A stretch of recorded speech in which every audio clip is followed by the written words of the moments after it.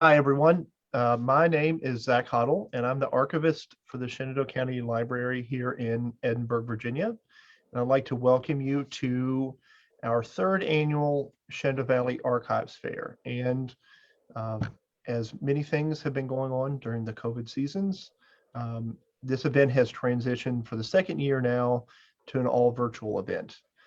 So we do have some participants here via Zoom and on Facebook Live. I just ask that if you're here on Zoom to make sure that you remain on mute. And if you have any questions or anything, that you drop those in the chat. And if you're on Facebook Live, we welcome any questions or anything that you have. Just leave those in the comment section and I'll keep an eye out on those.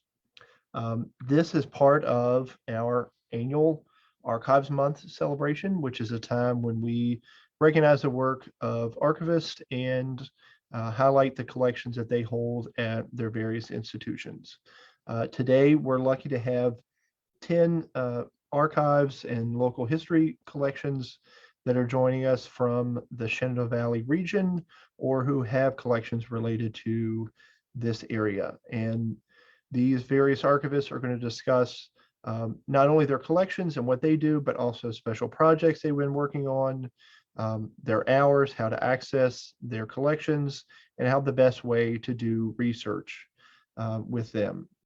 And we will have a question and answer period at the end, so when we'll be able to ask whatever we want about what they've talked about. So basically what's going to happen is we're going to move through with about the short piece from each one of the archivists here today, and then we are going to have that question and answer period at the end. So to start us off, I'd like to welcome Stephanie Gardner from the she's a Special Collections librarian at Bridgewater College. So Stephanie.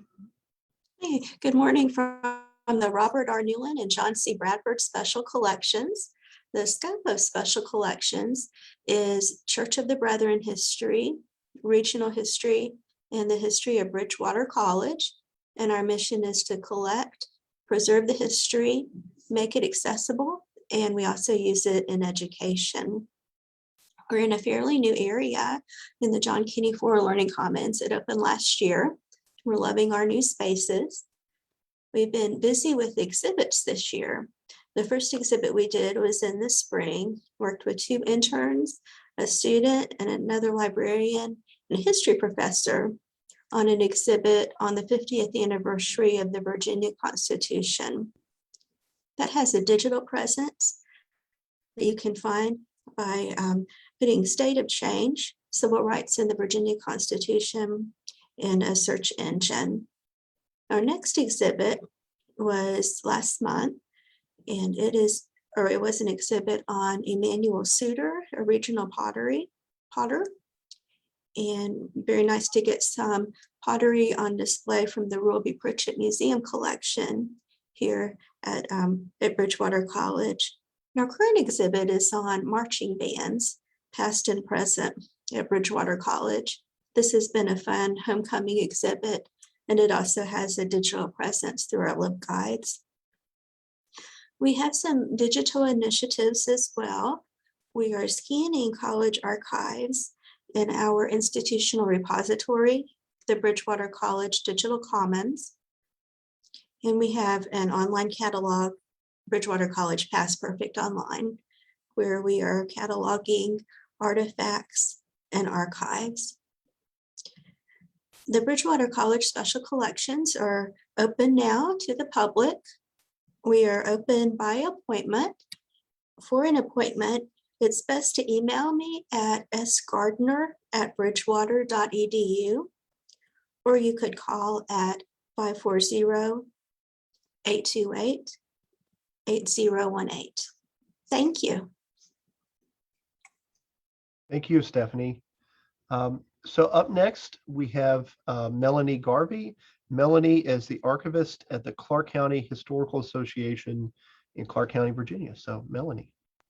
Hi everybody, I'm Melanie, and I am in Berryville, Virginia. So our physical location is 32 East Main Street, right downtown Berryville. And this is the Clark County Historical Association. So our collection is pretty small, but we have a a decent amount of genealogical materials and various family papers that have been donated to us over the years. We're a private repository, which means we're wholly dependent on donations. So unlike our name, we are not associated with the county. I get that question about once a month. This summer has been very interesting for us. We recently onboarded our new education director. So that has been fantastic. And she's been delving into the archive and working on some research and really just getting settled in. So that's been fantastic.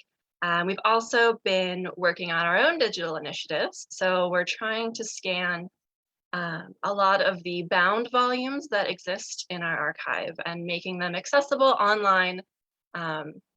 There was recently a link added to our website where you can flip through some of the books that we've been working on. It's going slowly, as you would expect, but hopefully by the end of the year, we'll have a decent amount up there. And we've also been working on locating some stuff that's gone missing over the years. It's been cataloged wrong, it's been stored wrong, it shows up in weird places. That's been a very handy and stressful task that we've been working on. We are currently open by appointment only. That's mainly a suggestion. If you show up, we'll come let you in and we'd be thrilled to talk to you. But you can schedule an appointment by giving me an email at archives@clarkhistory.org, excuse me. And you can also call our main office, 540-955-2600. And yeah, thanks a lot. Awesome. Thank you, Melanie. So our next participant was supposed to be Kathy Evans, who is the reference and instruction librarian at Shenandoah University in Winchester. However, she is currently ill, so she was unable to participate in person today, but she did send me some information that I am going to read. So I apologize to Kathy in advance for probably messing this up. So Kathy, like I mentioned, is the reference and instructional librarian at Shenandoah University Special Collections, which are located in Winchester, Virginia. Shenandoah is a private university with an enrollment of just over 4,000 students. It was founded in 1875, and they maintain archival materials from that time and before. She is a reference and instructional librarian, not an archivist. During the pandemic, they had 8 of their staff at Special Collections take early retirement. And she said she inherited the task of overseeing inquiries in the Special Collections. She has some experience volunteering with the United Brethren Archives and actually here with the several years ago at the Shenandoah County Library. Their Special Collections includes items from Shenandoah University through the Shenandoah University Archives, the United Brethren and Evangelical United Brethren Archives, and their media archives. The University Archives is located in the Huffer McAdams Memorial Archives on the 2nd floor of Shenandoah Smith Library. Annual reports, financial statements, accreditation self-studies, and their yearbook are examples of some of the publications found in the University Archives. Their collection also includes publications by current and former Shenandoah alumni and faculty, as well as books and materials concerning the history and development of the university. Their Groover Souders United Brethren, Evangelical United Brethren Archives is also located in Smith Library on Shenandoah University's Winchester campus. This archive is a repository for all historical records of ministers and churches in the Virginia Conference of the United Brethren and Evangelical United Brethren churches prior to 1968, when they merged with the Methodist Church. Materials found in the archives include minister biographies, sermons and obituaries, conference minutes, old church directories, local church histories, pictures, shape note hymn books, women's missionary albums, and decorative plates with church pictures. Items may be donated to the archives or loaned to be scanned and returned. the Grover Sounders, United Brethren Evangelical, United Brethren Archives are available by appointment only. Their media archives contains about 50 years of university events, mostly conservatory performances. We house CDs, DVDs, and older formats in the media archives room on the third floor of the Smith Library. Their users can access digitized portions of the collection on a laptop station on the main floor. The media archives continues to grow and now mainly focuses on audio files of student recitals to highlight and celebrate students' artistic accomplishments during their time at Shenandoah University. All right, so moving on from Kathy's information, I'd now like to welcome Becky Ebert, who is the archivist at the Stuart Bell Junior Archives at Hanley Regional Library in partnership with the Winchester Frederick County Historical Society. So, Becky. Hello, everyone. It's great to hear what everybody's got going underway. We reopened in March after COVID. At first, we were by appointment, but now people can just come in during our hours of operation, which have changed a little bit. In the old days, we were closed Monday mornings to do some processing, but we spent more time answering people's questions and saying, come back at 1. And we concluded, let's just let them in, and it would be simpler. So our new hours are from 10 o'clock to 5 o'clock, Monday and Tuesday, 10 o'clock to 8 o'clock on Wednesday, and 10 o'clock to 5 o'clock, Thursday, Friday, and Saturday. We did a survey and we discovered that, as we expected, there were not many people here in the evenings, but we still felt we ought to give people one night that you could come in after work or for an extended day. So that seems to be working out pretty well.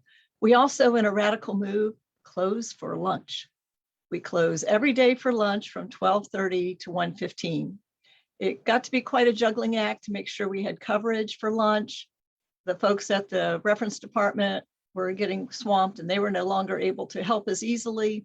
So we just concluded we'll close. Everybody's adjusted to that very well.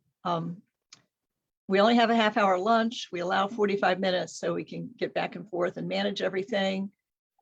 People seem kind of grateful to have a little interruption time and be able to slip out and get some nourishment themselves. So that part is coming along. So we're continually adjusting to fit people's needs. We do focus things on the lower Shenandoah Valley, which is Frederick County and all those wonderful counties that came out of Frederick. And we have published books, manuscripts, maps, photographs, lots of grand ephemera. The collection keeps growing. People do keep bringing things into us, so we are grateful for that. Some projects we've had going on has been conversion. We discovered, to our dismay, that CDs are wonderful, except the new computers and the new Windows 12, 11, whatever we are now, doesn't like them. They will mostly play on our one sacred old machine that we keep protecting and holding on to. And so now we are needing to convert a lot of our CD things to MP4s and to flash drives in hopes that they will stay a little bit longer. So I've asked that at my funeral, I want a wreath that would say her last conversion, because all I do is make conversions. Fortunately, Lorna Loring is still with our staff, our wonderful IT person. She does much more than just that, but that's our fond recognition of her when we're frequently going, why doesn't this work? And she can figure it out. So it's always good to have some IT people handy and nearby who also comprehend archives and what it is you're trying to save and make available. This has led to us relooking at a number of our CDs to see what status they are and what else we can do to help make them go better. So I toss that out to you all if you have CDs in your collection. Take a look and see what they're working on. Another thing that's been happening locally, they're converting Douglas School, which was the African American school, into administrative offices for the Winchester school system. They recognize the importance of the building and they want to make a section of it into a museum and have things throughout the building that would reflect the history of this. For many years, we have worked with the Douglas Alumni Association to collect information in history and produce a book. And now we are charged with, I sort of suggested that we be the ones to collect their artifacts because the school system didn't really seem to have a clue what that meant or how to do it. So they are making their gifts directly to us. And in another year, we're also working with the architects who are designing this space. And they can then get the materials to house there. And a lot of the photographs that are in our collection will be used, in this. So this is, again, a project we started decades ago just because it was important to document the history. Now it's turning into an important community connection that we can play a major role in. So some of these projects that are getting started today, wait and see, because they will have good results, down the road. And we don't always have to see the end result to know it's important to collect and maintain these things.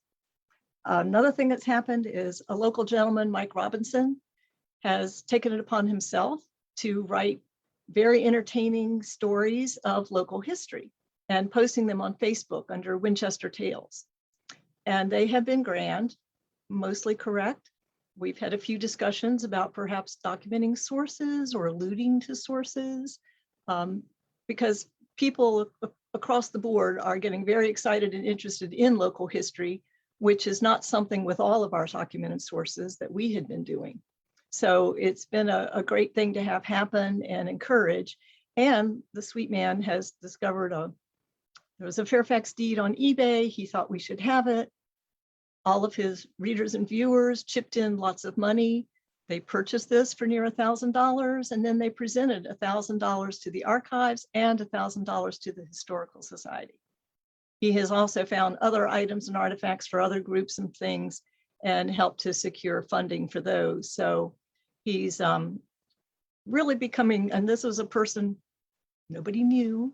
He was grand. He pulled this together. He started making it happen. He's published some books, Winchester Tales. He's now on volume 5. And so they're like the Reader's Digest version, which is perfect to get people excited and interested. And so all these good things are continuing to happen. And we have a wonderful staff of people that are helping it all continue to come true as people are coming our way. So thank you. It's wonderful. Thank you, Becky.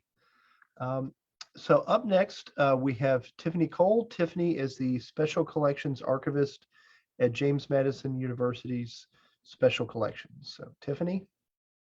Hi, good morning, everyone.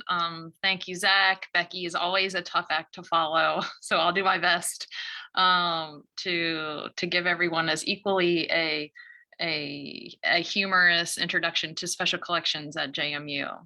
So we're physically located on the second floor of Carrier Library. We're just off of the historic quad on the west part of campus. We have 4 full-time staff that support our core functions. Most of us are at the very least doing some, work in person. We have some remote work still happening, which is a blessing. But most of us are, for the most part, in the office full time. So we are JMU's repository for rare and unique manuscript and printed material. We collect and document the history of the central Shenandoah Valley. So that includes Augusta, Page, Rockingham, Shenandoah. We document the history of James Madison University in an unofficial way because we are not an official university archives. And we also support the curriculum through collection development and instruction. So our collection materials really run the gamut. We have like probably most of the repositories present today. We collect personal papers, family papers, organizational records, alumni collections. That's one of our really strong and rich collecting areas, are documenting the student experience over the years. Institutional records, so these would be JMU records. We have photographs, maps, oral histories, audiovisual. We have CDs too. So I echo everything Becky said about CDs. We also, as I said, support the curriculum. So some of our more specialized areas for curriculum would be artist books, pulp magazines, comic books, medieval manuscripts that are used a lot with classroom instruction. So currently, it's hard to keep track how our hours have changed over the past 18 months. I'm just going to stick with where we are today. Today, we are open Monday through Thursday by appointment only. So we have appointment blocks 9:30 through to 12:30 every Monday, Tuesday, Wednesday, Thursday. So we do encourage and require researchers to make appointments in advance. That way we can accommodate everyone, make sure we can pull the materials, make sure we don't have 15 people in the reading room. Originally, we were trying to stick with one researcher at a time, but we are finding that our researchers are making up for lost time, and there are many people that want to use our collections, which is a really exciting place for us to be. So we're happy to accommodate multiple researchers at a time during any one appointment block. And you don't have to be affiliated with JMU. That's, perhaps a misconception, but you don't have to be a student, faculty, staff. You can be a community member. We accommodate remote reference requests as we're able. We do digitization requests, assuming they're reasonable, and as we're able, as staff time and resources allow. I don't know if this is helpful, Zach, or anyone, but I'm gonna drop a link in the chat that will provide you information on how to make appointments, and also how to contact us, all that good stuff. So while I'm doing that, I also want to talk about some exciting new collections that we've gotten in recently that are, for the most part, processed and available for research. Some of the finding aids are still being tweaked a little bit, but let's just say all these collections are in and available for research. The first is the Ruth and Lowell Tolliver collection of Newman family papers, which documents George A. Newman's family in Harrisonburg. George Newman was a Black educator in Harrisonburg for many decades. Many of his children were educators in the area. At Effinger Street School, at Lucy Sims School. It also documents the larger Northeast neighborhood in Harrisonburg and the Newtown area. This is a really exciting collection that is really expanding our collections. We're diversifying our collections in many ways, and this is we have a good collection, or we have a good relationship with the donors, so we're really excited to make this collection available, and we've already started using it in instruction. And another collection that came in, I guess probably 2 months ago at this point, is a collection of 23 scrapbooks from JMU's chapter of Phi Mu, which is a women's fraternity, but it's a sorority. But there are reasons why it's called a fraternity, but it is an all women's Greek organization, and it documents 25 years of the sorority's activity. So there is a scrapbook for each year, starting with 1958 going through 1984, and they are really fantastic in a lot of ways. And they'll undoubtedly inform our understanding of JMU's history. There was a lot of change happening in that 25-year period. The university became officially coeducational and integrated. So it's a really amazing collection. And it obviously will inform larger campus history projects at the university. And we've already started using these in instruction sessions. And lastly, just in the past couple of weeks, we have some additions to our collection of Woodbine Cemetery records. If you're not familiar, Woodbine Cemetery is one of the biggest or the biggest cemetery in Harrisonburg. It's located right on Market Street. So the new addition includes some bound maps of plots, which are really great. A pretty extensive collection of minute books.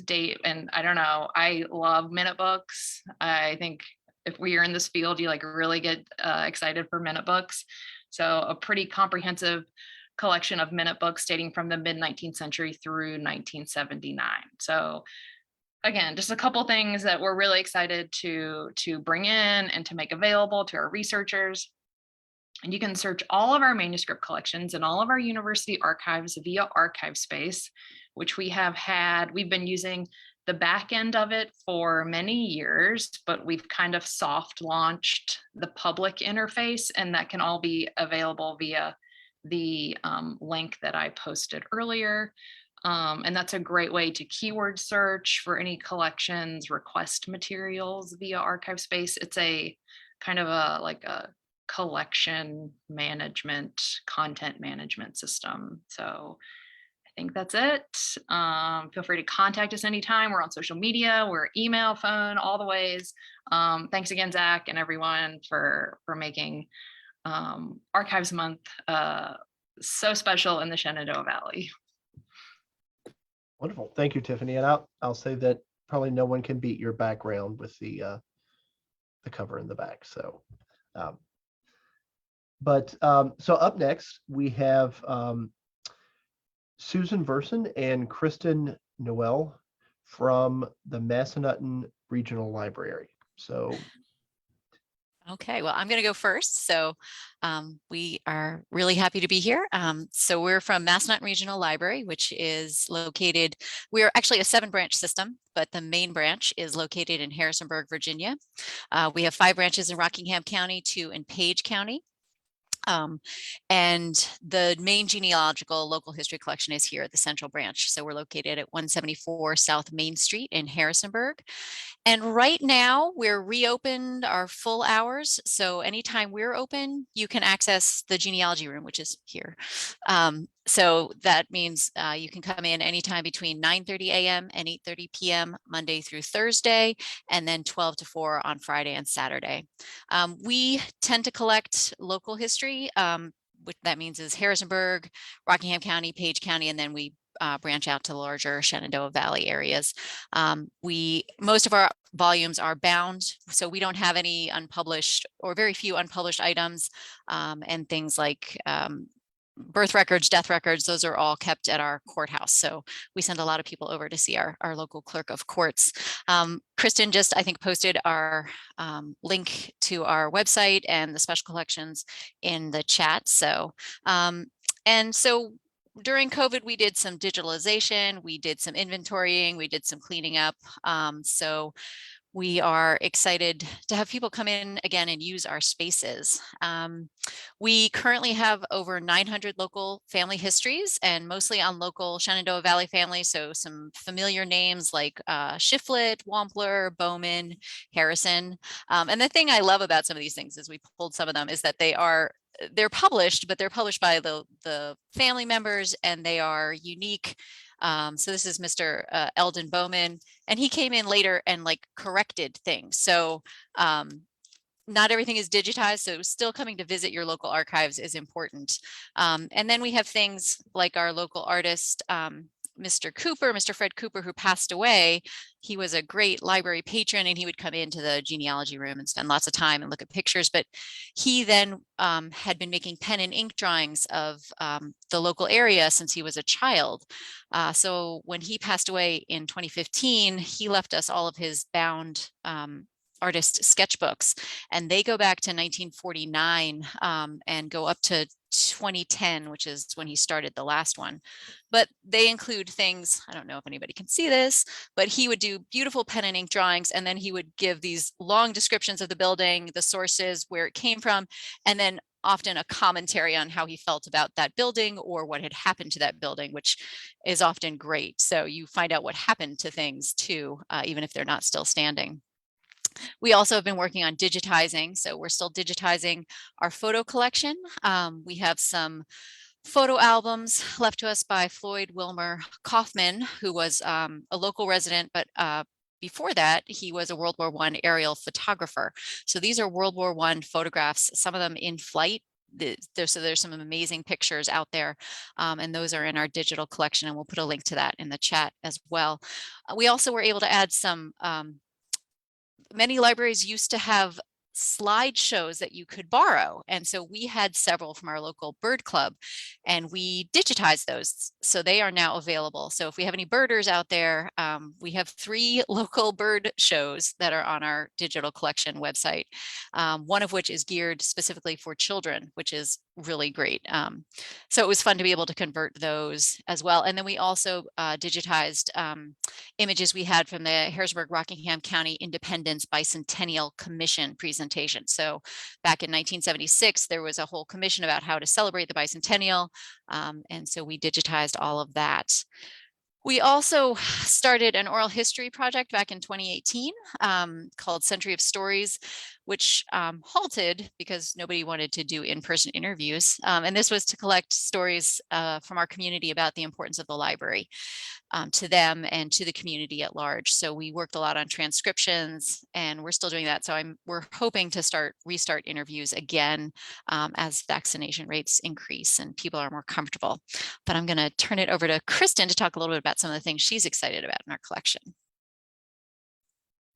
Okay, thank you. So Century of Stories is just our most recent oral history project, but we have done other ones in the past. For example, the Veterans History Project of the Library of Congress American Folklife Center was created in Congress in 2000 to preserve like firsthand accounts of veterans. And we participated, we did a lot of interviews between like 2004 and 2010 and collected oral histories from our local vets. A lot of them are digitized and they're available at loc.gov/vets. And you can search for Massnet and Regional Library to find those since we were the interviewer. But some of them, I'm not sure why, are not available on the Library of Congress website. So some of them are only available at MRL. For example, we have this cassette here of Tommy Showalter, who was a World War II veteran of Patton's Third Army and actually one of our dearest library patrons until his death last year.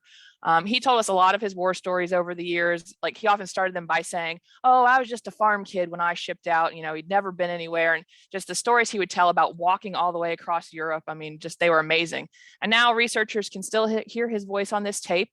And we also have the transcript, which the transcripts of a lot of these are really neat because they'll have things like photos. Here's Tommy when he was a handsome young man, and things like copies of letters home. So these are just like really valuable for researchers who are researching local veterans, or if if you're researching the Showalter family, that Tommy's story is very interesting. So those are really neat. Around the same time we were collecting veteran stories, we were also collecting stories for our Vanishing Farm project from old timers who remembered what farming used to be like in the Valley before this more modern farming era. For example, we interviewed Tyre Yancey about Locust Crest Farm, which had been in his family since 1769, had passed down from generation to generation in this family. And we have, the tapes of these that you can listen to. We have an audio station you can use. And then we also have the transcripts of those. And his is particularly unique because in addition to the family photos that you'll find in a lot of these, you'll also, he took extensive photos of farming structures around the Valley, like, from the north end to the south end. Like this is the oldest silo that he found in the Valley. So you can see some of these historical buildings that are just no longer standing. So that's really interesting if you're doing like agricultural historical research. So it's a really small collection, but it's a very good one. One other thing that we have that you won't find many places is a lot of local history newspapers on microfilm. I mean, you'll find those in lots of archives, but you won't find the Harrisonburg papers many other places. The Daily News Record doesn't even keep an archive of its own newspaper. So if anyone goes there looking for their newspaper, they just end up sending them to us. So a lot of libraries are the primary source for their historic local news.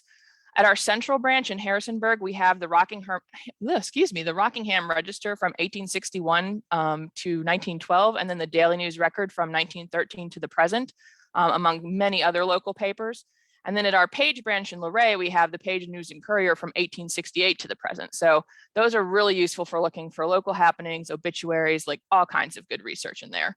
So not all genealogy and local history information is available online, and many archives and libraries like us have unique things that you just can't find anywhere else. In terms of research tips, my best research tip is to always come prepared. So check our catalog before you visit us to kind of get an idea of what you want to look at when you come. Call us before you come at the reference desk so we can pull materials for you and just like start thinking about how we can help you when you get here.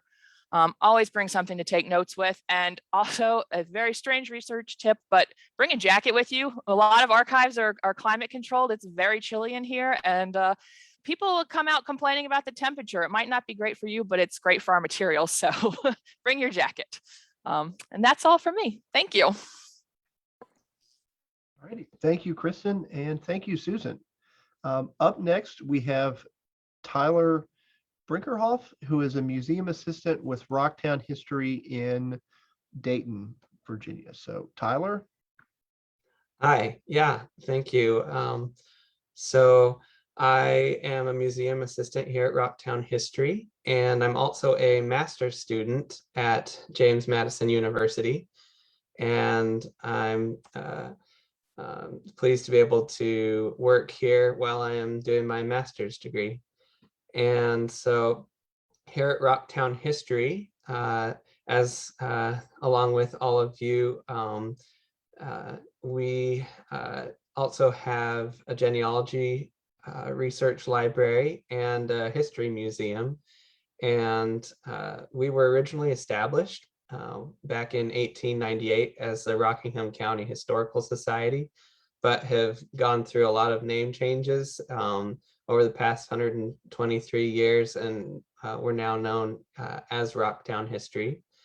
And so when you come here, you'll be greeted with volunteers who will guide you to your destination, whether you're coming here to do family history research or come to participate in the museum or just stopping by. We're always happy to have you here. And at Rocktown History, we also have a clear vision that our communities find inspiration and connection through the rich histories of Harrisonburg and Rockingham County.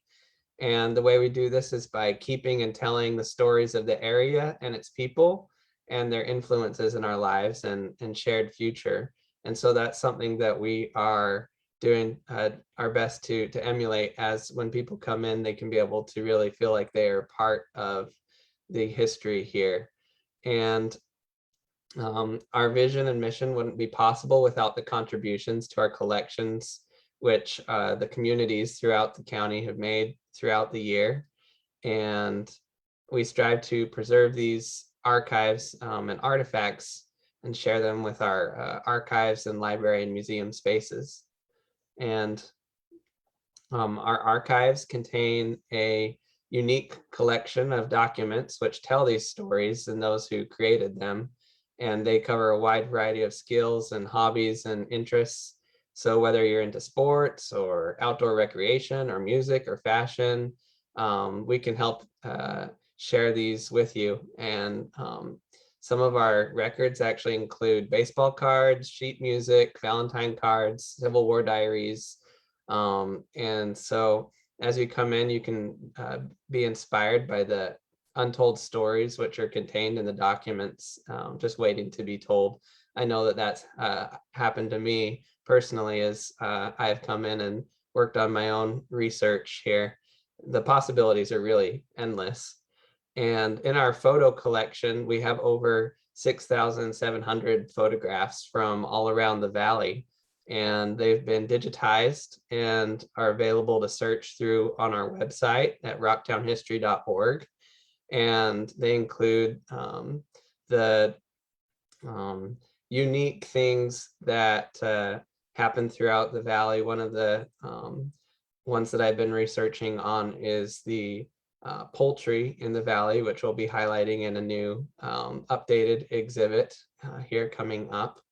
And we also have, as part of our museum, a digitized photos of Civil War soldiers and veterans, and the burning buildings and firefighters, and also other Civil War battlefield sites, and as well as other photos of historic rock homes and railroads and churches and schools, so you name it.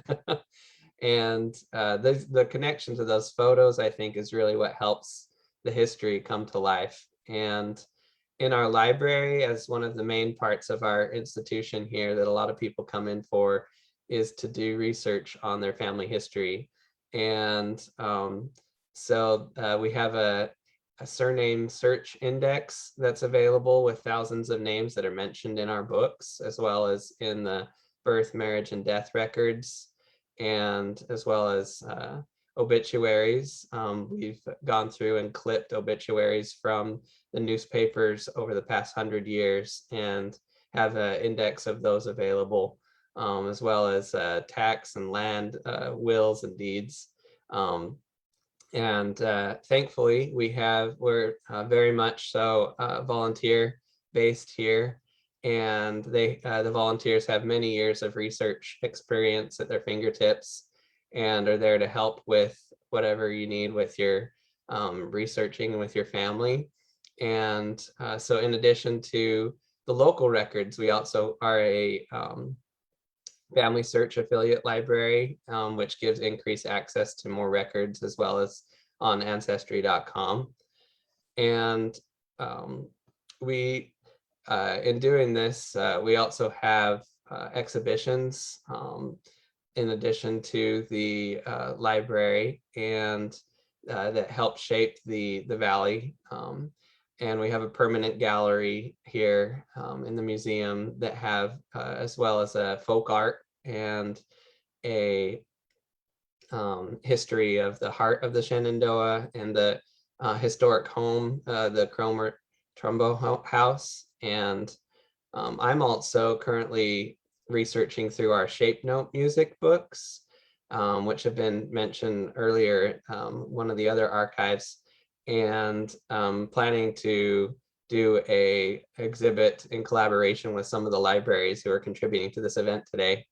And it'll include both a physical exhibit highlighting Joseph Funk musical contributions, as well as an online exhibit, which will tie to what was formerly known as Exploring Rockingham's Past website, but is now known as Histories Along the Blue Ridge.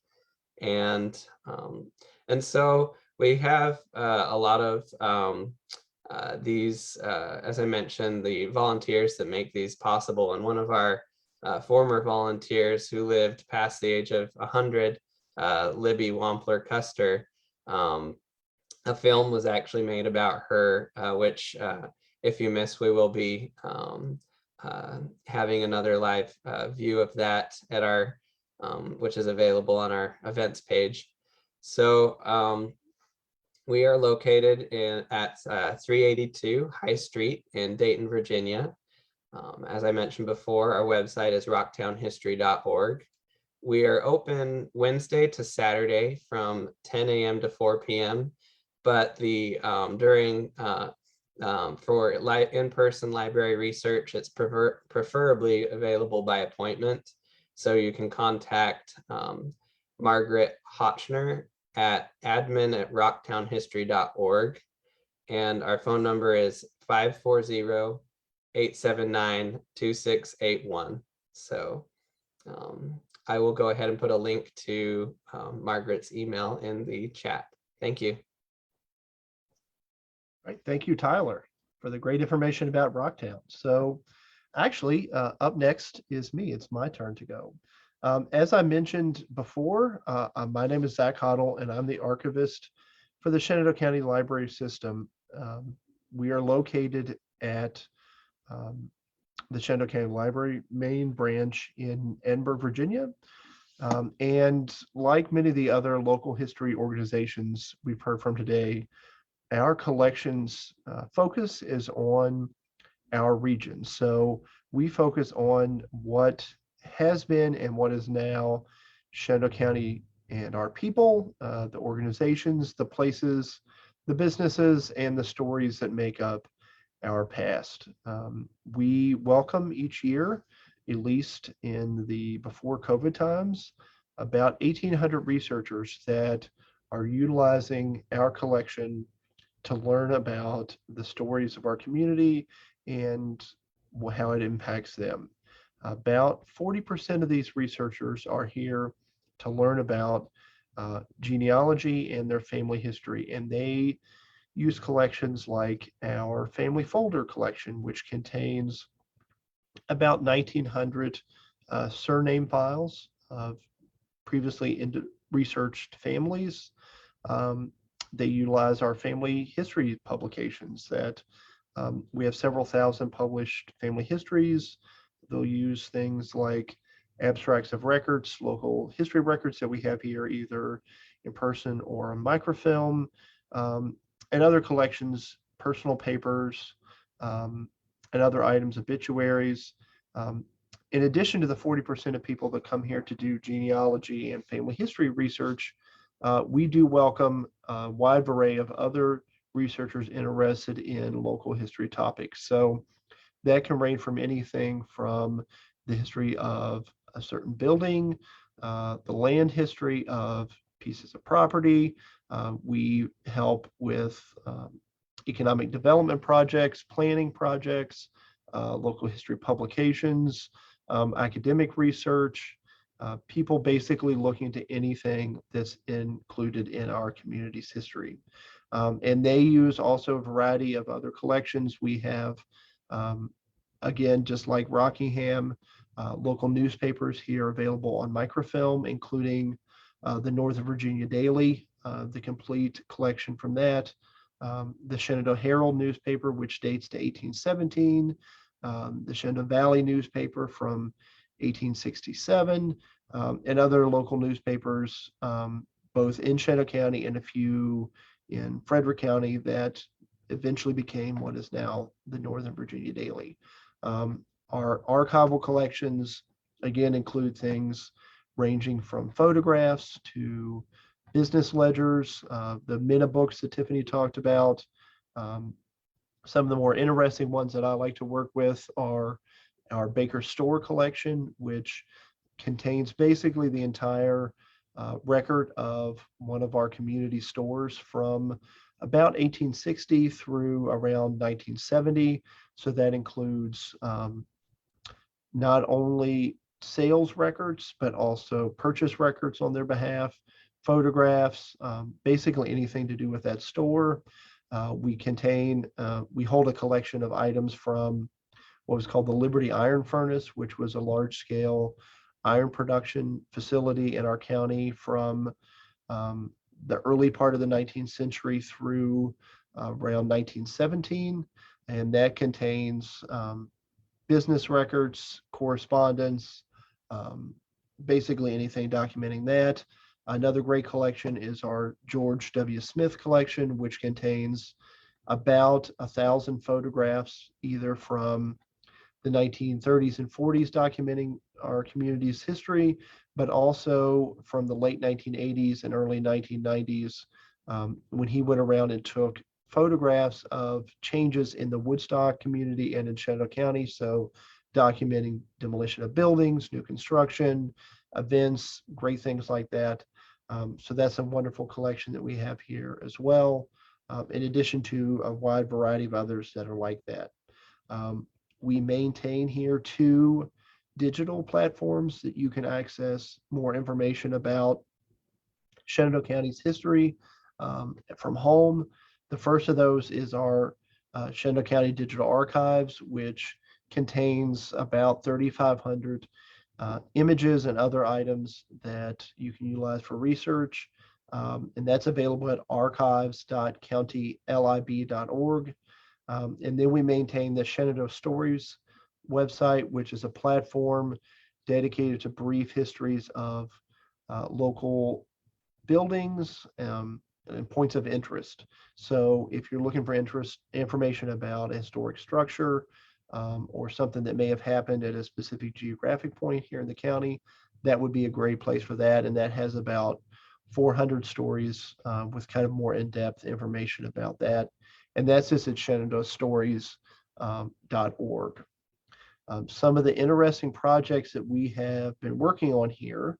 The first is our Bondage Biographies project, which is designed to capture a database of highlighting and recognizing the enslaved people of Shenandoah County from the time the county was formed in 1772 through 1865. And that has really been an effort to bring together all the information that we've been able to find about named and unnamed enslaved persons here in the county and be able to create and craft biographies of those on a digital database through our digital collections platform.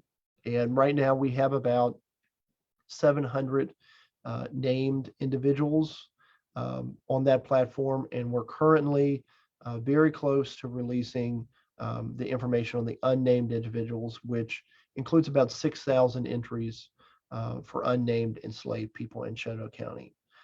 We're also currently working through a rather large oral history project that was funded by the Shenandoah Community Foundation that has allowed us to collect 50 oral history interviews in the past 4 months that are really designed to document Shenandoah County today. So these are people that are involved in local government, people that are involved in the hospitality industry, that run local restaurants, that basically do anything in the county you might think of, and or maybe not, they're more traditional candidates for an oral history project. And we've been lucky to have someone who's helped us with those interviews, and we hope to have those in the transcriptions available online and in person here at the archives by next April 1st. Like everyone else, we, of course, were impacted with the COVID pandemic. We were closed completely for about 6 months, but we are now reopened to in-person researchers, though we do insist on an appointment if you're coming to access items from our closed collections, our archival material, or you think you're going to need research help. And that's basically to ensure that someone will be here to help you, because I am the only staff member for our local history collections, and we have some volunteers. So if something happens that someone may not be here, there isn't a lot of depth. So we do require appointments to make sure that we can provide access to those materials, and that so we can prepare in advance for your research visit, so that we can provide you the best items that you need. We though do have walk-in hours. Those are from 10 to 5, Monday through Friday. And then we can be open on Saturday by appointment if you call ahead and work with us on that. But that's basically kind of the overview of our collection. And as I transition here, next up will be Lynn Eaton, who is the Director of Special Collections at George Mason University. So Lynn. Thanks. Hi, and I'll try and keep this as brief as possible. But I'm from George Mason University, the Special Collections Research Center, and we're located on the Fairfax campus. We've been in existence since the early 1970s based on how the Federal Theater Project records were rescued from a warehouse and brought over here, and we built our collection on that. So our collection holds over 400 manuscript collections and over 20,000 individual publications. Our main areas of collecting include artist books. We have a really good collection of that we use in classes, but also for other research. The history of Northern Virginia, I would direct you to the Lytton collection that has one of our strongest resources if you're looking for 18th and 19th century individuals in the area. Overall history of Virginia, transportation, planned communities here in the Northern Virginia and Maryland, DC area.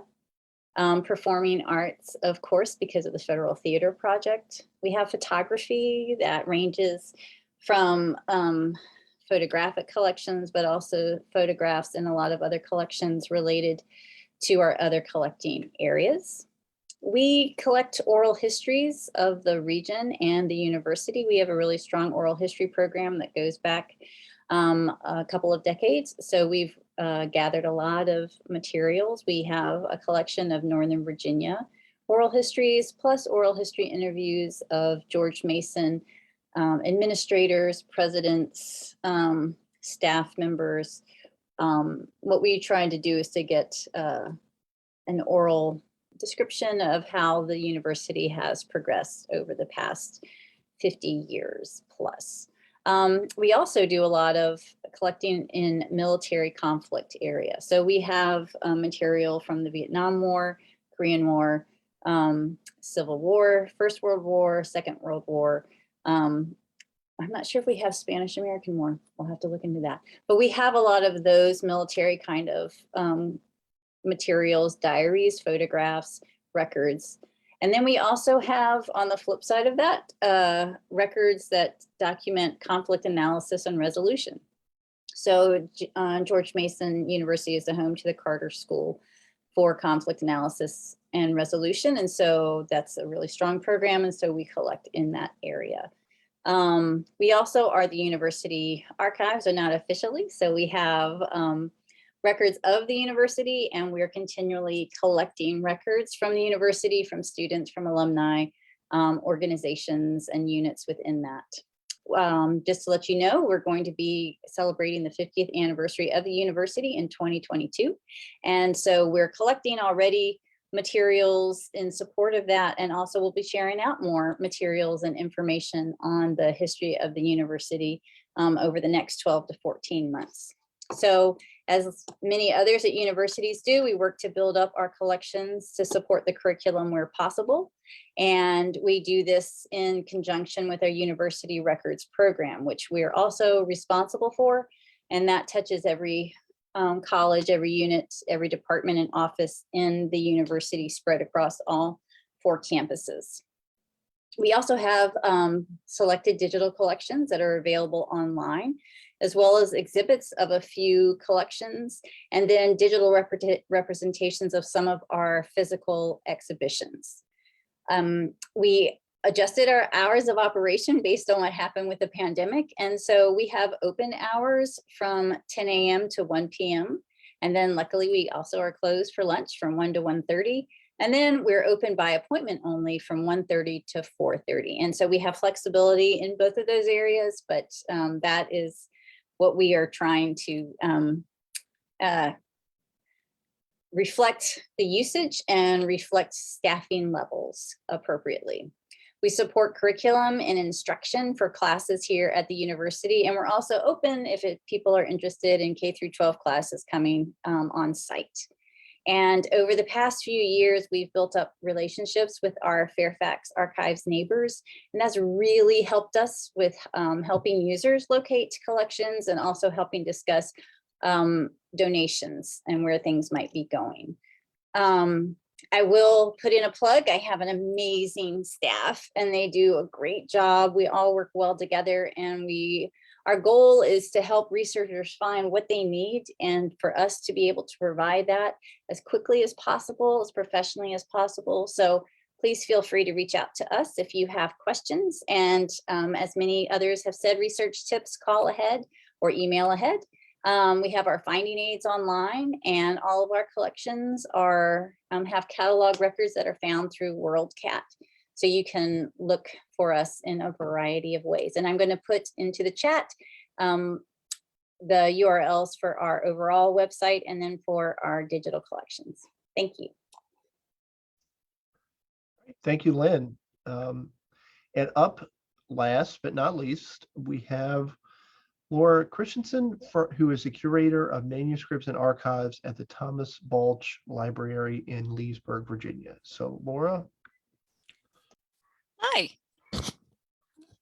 Thanks, Zach, and thank you, everybody. I've really enjoyed seeing what's going on in everyone's archives, and also getting to see a little bit of behind the scenes in some of the archives. I am actually going to do a little computer magic and share a few things with you to keep me on track, because I am last and I don't want to go over my time. I'm calling from the Thomas Balch Library. We are located in Leesburg, Virginia, in beautiful Loudoun County. Although our collections do focus on Leesburg, Loudoun County, and Northern Virginia, we have many collections related to the Shenandoah Valley region, the rest of Virginia, our neighboring states, Maryland, West Virginia, and also other states where people who transition through the valley often move to, like Ohio, Kentucky, and farther west. The library, we're getting really excited to gear up for the 100th anniversary in 2022 of our building, where I am seated now in part of the original building. So look forward next year to doing exhibits about the history of the library and our founders, and also our namesake, Thomas Balch, who you see here. The library is here to help you with your genealogical research. So although we have really excellent genealogical publications and resources, we also have archival materials, everything from letters, diaries, organizational records, photographs, oral histories, and also we have staff who, thankfully, now that the COVID pandemic is on the wane currently, we are back to our full staffing. Previously, our staff was furloughed, but we do have reference staff back in the building, which is excellent. If you are looking to explore our special collections materials, you can find them on our website, which I will drop in the chat. And you can also find them through the Virginia Heritage Guides and Manuscripts, as well as in NUCMUC and therefore in WorldCat. Particular interest, we have personal papers, property records, muster records, cemetery records. We do have a really excellent cemetery index on our website. So if you are looking for cemeteries in Loudoun County, we can help you out. We also have ephemera, unpublished papers, vertical files, research papers, and as numerous of my colleagues have mentioned, we have access to local papers, specifically the Loudoun Times-Mirror, which is not available digitally and can be accessed mostly on microfilm here at the library. If you are interested in images from the Loudoun Times-Mirror and the history of Loudoun County, we are currently processing a large photographic collection of Loudoun Times-Mirror photographs. We're excited to bring that forward. The first couple of boxes that we've gone through have included exciting things like fires and floods, and we're looking forward to getting to more peaceful and less stress-inducing records soon. In terms of photographs, one really exciting development that occurred during the pandemic for us is we were able to put our visual collections online through a Past Perfect database. So you can go to our website and search through our image collections for the first time at home in the comfort of your pajamas or whatever you may choose to wear. Previously, you could only access this material in the building. We are still adding material to the visual collections catalog, so bear with us as we upload more images. I think right now we're up to around 8,000 have been added, but there's a lot more to go in there. Other things that we developed during the pandemic through necessity were a lot of virtual programs, which continue.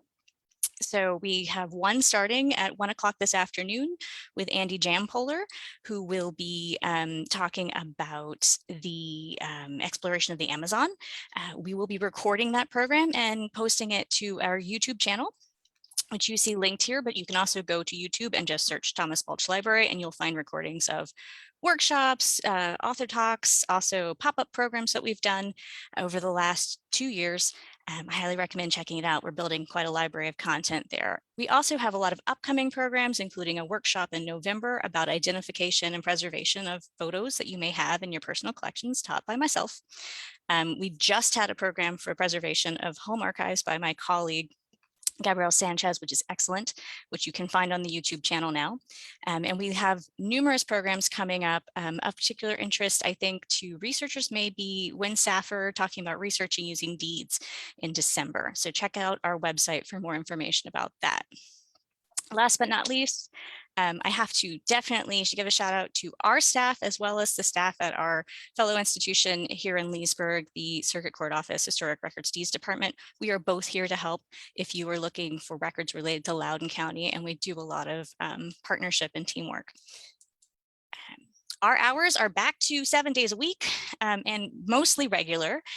So they do vary from day to day, but we are open Monday through Sunday and also have our evening hours back. The one thing that we also chose to do, which I'm glad to see is popular, is to give both our reference staff and our researchers a break in the middle of the day for a snack or a walk or whatever they choose to do with their hours. So we are now closed Monday, Tuesday, Thursdays, and Fridays for lunch from 12 to 1, and it's been excellent. So I hope that you will enjoy that. And if you come to visit us, take time to explore Leesburg during that hour. If you have questions, feel free to, you can give us a call, email. I will put the link to the website in the chat real quick. We're also on Facebook, Twitter, Instagram. We hope you'll visit us soon. And I did want to, before signing off, just give a plug also for the Virginia Archives Month 2021 website. There's a theme of activism in the archives. Check it out. There's some really cool stuff there, including some fun puzzles, exciting information about activism across Virginia, and great images from collections. So thank you very much, and I hope you will come see us soon. Thank you, Laura. And really quickly, I'm going to transition to gallery mode so we can see all of us who may be answering questions. And if anyone has a question, either if you're on Zoom, you can put that in the chat, or you can, of course, speak up, or if you're on Facebook watching live, drop that in the comments there, and we'll be taking a look at that. So if anybody has any questions, go ahead.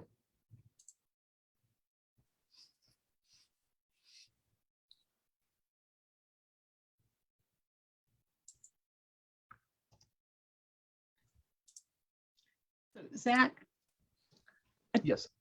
if I can go, I don't have a question so much as a comment. Just from personal experience, I would urge everybody, all fellow archivists and others, to take a little bit of time in Archives Month and look over your procedures manual. Make sure you have things current and up to date. Make sure you have things recorded on your calendar, and especially for lone arrangers, make sure there's somebody else who knows a little bit about what you're doing and how. I had the unfortunate experience in May of becoming ill and remaining ill and out of work for 2 months, very unexpectedly. My staff did a grand job of rising to the occasion, but a bit of scrambling was involved. Now in a little while, I will again be out for 2 months for some additional medical things, but at least this time I have warning. And now I'm going over some of my materials and kind of abashedly going, oh, I thought that was more clear than this was. Just whether it would be the fun opportunity of a real vacation for more than 3 days, but sometimes life is not kind and throws us curveballs. And so I think Archives Month is also a good time to take a look and see, how does the archives work when you can't reach me?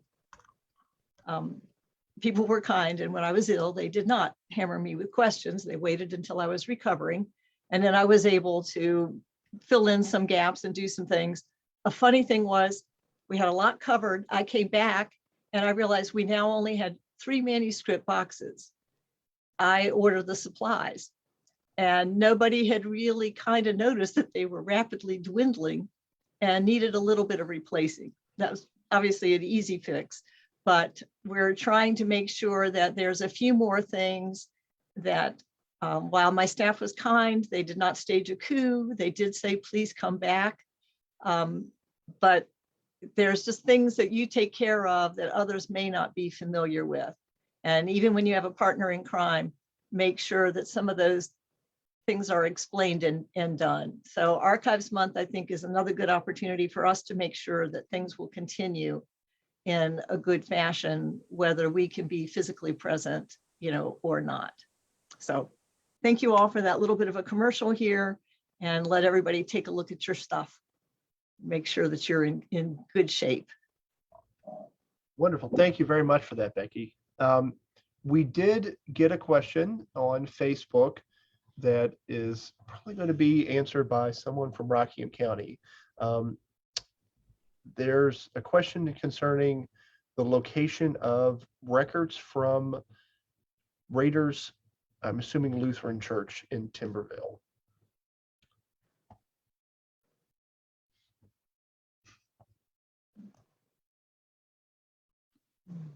Yeah, that's us.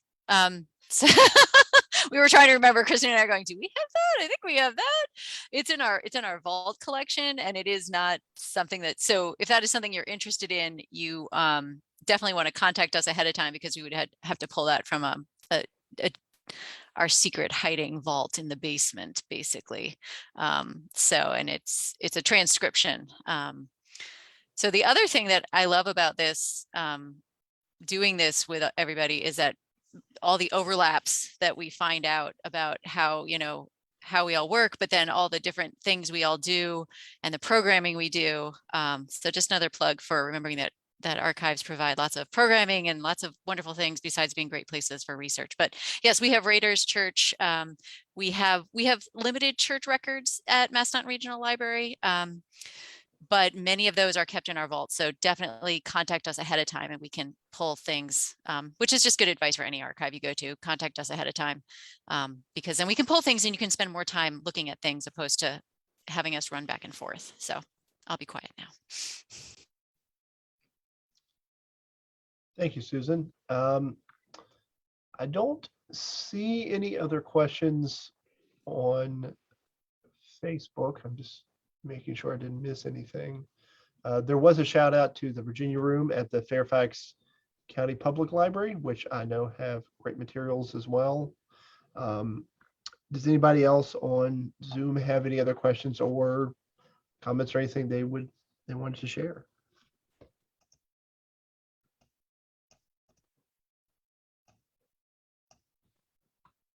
All right. So again, the entire program will be available, I guess, for as long as Facebook lets it, on the Shenandoah County Library's Facebook page. So you can go back and check out that recording there. And please reach out to any of the archives or institutions that have been here today with any other questions. I'm sure that they will be happy to answer those for you. And thanks everyone for coming. So go ahead and end the live stream.